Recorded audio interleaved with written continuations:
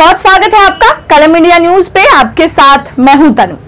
RJD से notice मिलने के बाद भी विधायक और पूर्व मंत्री सुधाकर सिंह ने नीतीश कुमार पर लगातार हमलावर होते हुए दिख रहे हैं। वो दरअसल सुधाकर सिंह मंडी कानून को लेकर लगातार बिहार के विभिन्न जिलों की यात्रा पर है। कल मोतिहारी जिले के ढाका विधानसभा क्षेत्र में किसान पंचायत लगाई। वहां मौजूद लोगों को संबोधित करते हुए सुधाकर सिंह ने कहा कि नीतीश ने बिहार को ऐसे गत में ढकेल दिया है जिसे निकाल पाना बहुत मुश्किल होगा। पूरे बिहार में सिर्फ लूट हो रही है। बिहार भ्रष्टाचार के नीतीश मॉडल के चुंगल में फंस गया है। लूट ऐसे हो रही है जिसे पकड़ पाना संभव नहीं है। नीतीश ने सत्ता के संरक्षण में बिहार में भ्रष्टाचार का ऐसा नेटवर्क खड़ा किया है जिसे तोड़ पाना असंभव होगा। सुधाकर सिंह ने कहा कि बिहार में जो जितना ऊंचे पद पर है वो उतना ज्यादा अन्याय कर रहा है। पूर्व मंत्री सुधाकर सिंह ने कहा कि कौन नहीं जानता कि बिहार में लूट हो रही है। किसानों को मिलने वाली सब्सिडी से लेकर खाद बीज में लूट ही लूट है, लेकिन इसे कोई नहीं पकड़ सकता। पैसा ऐसे बंटता है कि इसे लूट को पकड़ पाना असंभव हो जाता है। यही भ्रष्टाचार का नीतीश मॉडल है। किसानों के लिए कृषि रोड मैप बनाकर अरबों रुपए खर्च किए जा रहे हैं, लेकिन उसमें भी सिर्फ लूट हो रही है। नतीजा ये है कि किसानों की उपज बढ़ने के बजाय घट गई।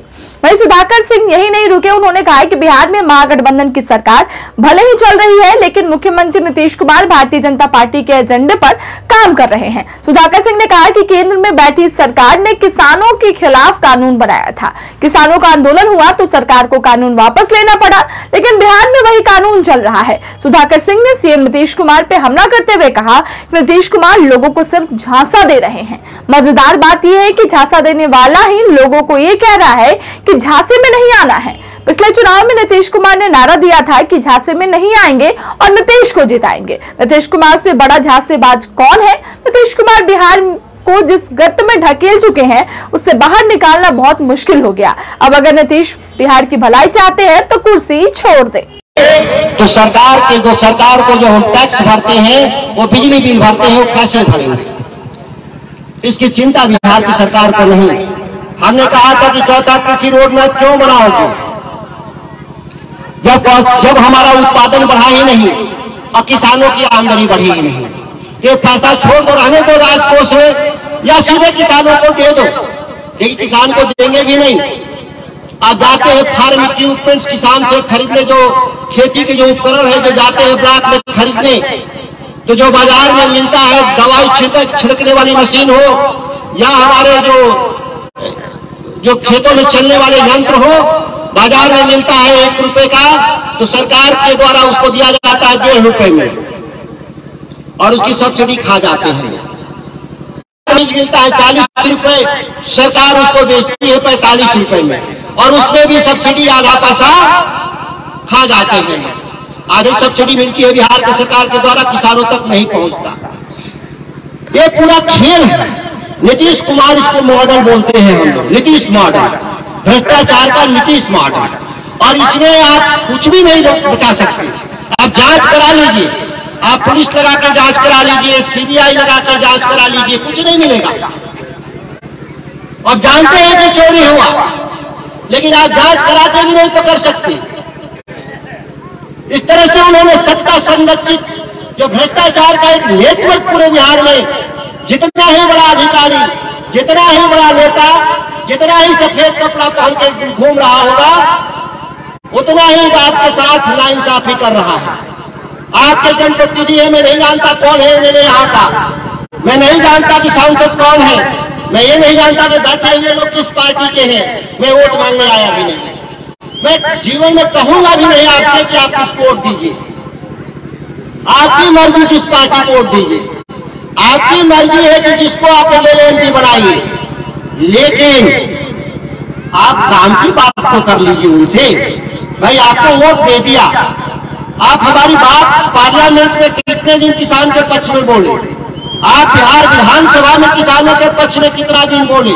इस राज्य में 80% लोग किसान हैं, किसान, कामगार, कारीगर, जो किसानी से लगे हुए तीनों जो कम्युनिटी है, ये 80% बिहार में लोग हैं। इस 80% आबादी के लिए आप पार्लियामेंट में, विधानसभा में कितना दिन बोले, आप धरना पे कितना दिन बैठे, कलेक्ट्रेट में, ब्लॉक में कितना दिन धरना दिए, कितना पत्र लिखे आप, जितना दिन आप बौद्धिक रूप से आप समाज को जागरूक करने का काम किया, परिणाम सुनिएगा वो हर जगह के मेरे लोग का हाल यही है।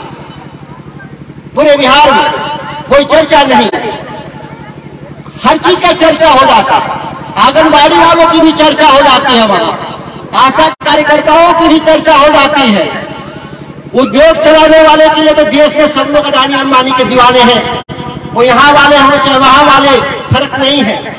आते हैं घर में किसान और मजदूर के घर से और बात हमेशा अडानी अंबानी के ही पक्ष में करते हैं लोग, यह बात देश में छुपी हुई नहीं है। लेकिन जब किसानों की बात आती है, कारीगरों की बात आती है, कामगारों की बात आती है, कोई भी आपका सुनते होंगे कि कोई बहस नहीं, कानून पर चर्चा नहीं। देश में बिना मांगे किसी कानून बनाया और देश का जब किसान दिल्ली की छाती पर चढ़ गया 13 महीने 700 शहीद हुए, तो दिल्ली की सरकार को आंख खुला कि हमने गलत कर दिया, कानून वापस कर दिया। लेकिन बिहार में देखिए कुछ नहीं हुआ, यहाँ की सरकार कानून नहीं वापस की। परफेक्शन IAS, UPSE और BPSC फाउंडेशन क्लासेस के लिए समर्पित संस्थान। यहाँ आपको UPSE selected and interview appeared faculties द्वारा गाइड किया जाता है। Separate batches for Hindi and English medium. 65वीं और 64वीं BPSC एग्जाम में 69 और 107 रिजल्ट्स एवं 66वीं BPSC एग्जाम में 131 रिजल्ट्स हासिल किया है परफेक्शन IAS टीम ने। परफेक्शन IAS, कुमार टार, बोरिंग रोड, पटना। आज भी उसी कानून को ढो रही है। जो दिल्ली वाला जो कानून बना था, उस कानून को बिहार के लोग ढो रहे हैं। कह रहे हैं कि हम मोदी से लड़ेंगे। भाई मोदी से लड़ना होगा इस देश में तो मोदी जैसा आदमी नहीं चाहिए हमको। हमको तो किसान नेता चाहिए, हमको तो गरीबों का आदमी चाहिए, हमको तो कामगारों का आदमी चाहिए, हमको तो कारीगरों का आदमी चाहिए। आप दोनों एक नीति नहीं चला सकते। सत्ता भी वही नीति चलाएगा और विपक्ष भी देश का वही नीति चलाएगा। ऐसा पहली बार बिहार में आप देख रहे होंगे लोग। आश्चर्यजनक रूप से जो दिल्ली की जो नीति है उसी पर बिहार की भी सरकार चल रही है। तो फिर सरकार बनाने का मतलब, फिर सरकार बदलने का मतलब, तो कपड़ा जैसे कपड़ा बदलते हैं वैसे ही सरकार बदलने का काम कर रहे हैं। आप बदलने का काम नहीं कर रहे हैं, असल बदलाव नहीं, लोगों को झांसा दे रहे हैं। ये बिहार जो झांसे में पड़ा है, एक ये नारा भी था, शायद नारा पिछली बार लगा था, झांसे में नहीं आएंगे और नीतीश कुमार को जिताएंगे, नारा हमने देखा था। किस तरीके से झांसा देने वाले लोग ही कह रहे झांसा में नहीं आना। क्या नारा था? झांसा में नहीं आएंगे, नीतीश कुमार को जिताएंगे। झांसा जो दे रहा था वही कह रहा था झांसा में नहीं आना है।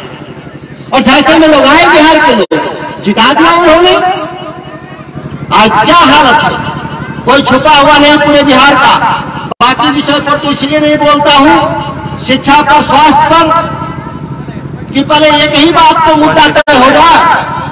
अगर हमारी आज खेती सुधर जाए, मंडी कानून बन जाए, हमारे मल्टीपल एजेंसी लागू हो जाए मिनिमम सपोर्ट प्राइस पर, तो बाकी चीजें हम लोग स्वतः सुलझा लेंगे।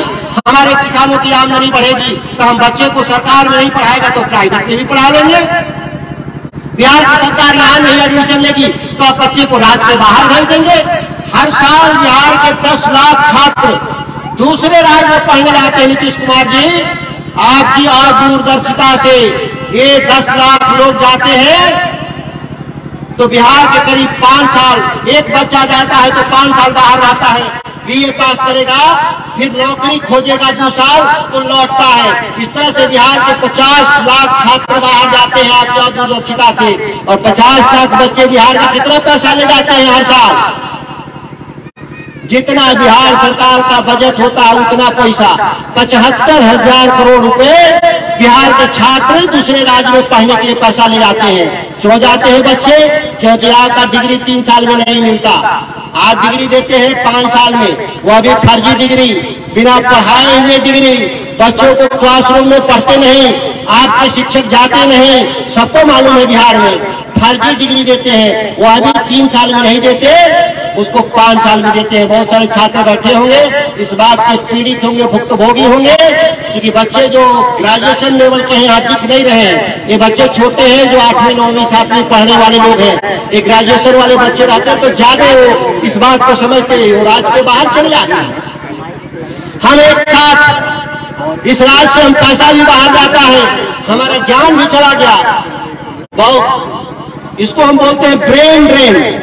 हमारी बुद्धि जीविका भी जाती है और हमारी जीविका भी जाती है और पैसा भी बाहर चले जाता है।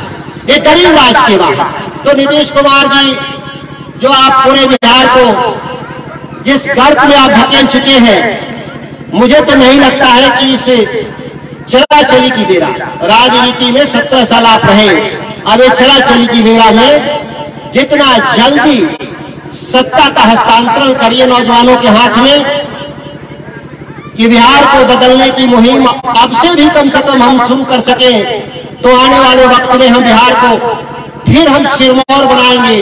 वो बिहार जो देश पर राज किया, भारत का भारतीयों का जो राज का इतिहास है वो बिहारियों का इतिहास है। हम देश नहीं आज दुनिया पर राज करने वाले लोग हैं। हम केवल सांस्कृतिक रूप से नहीं हम आधी दुनिया पर राज करते थे, हम राजनीतिक तौर पर भी हम दुनिया पर राज करते थे। नंद वंश से लेकर कई मौर्य वंश से लेकर गुप्त वंश जितने भी शासन वो पाटलिपुत्र बिहार की धरती से आज उस राज्य के लोग दर दर की भटक रहे हैं। उसके लिए कोई दोष नहीं है कि सत्ता में बैठे हुए राजनेता हम इन्हें चंद शब्दों के साथ मौसम आज खराब रहा, आप हम स्वयं देर से आया और जाना भी लंबा है और आपको भी कई गांव से दूर दराज से आए हुए हैं। हम इन चंद शब्दों के साथ अपनी वाणी को विराम देते हैं। जय हिंद। इस पूरी खबर पे आपकी क्या राय है हमें कमेंट कर जरूर बताइएगा और बिहार की तमाम खबरों को देखने के लिए आप जुड़े रहे कलम इंडिया न्यूज के साथ।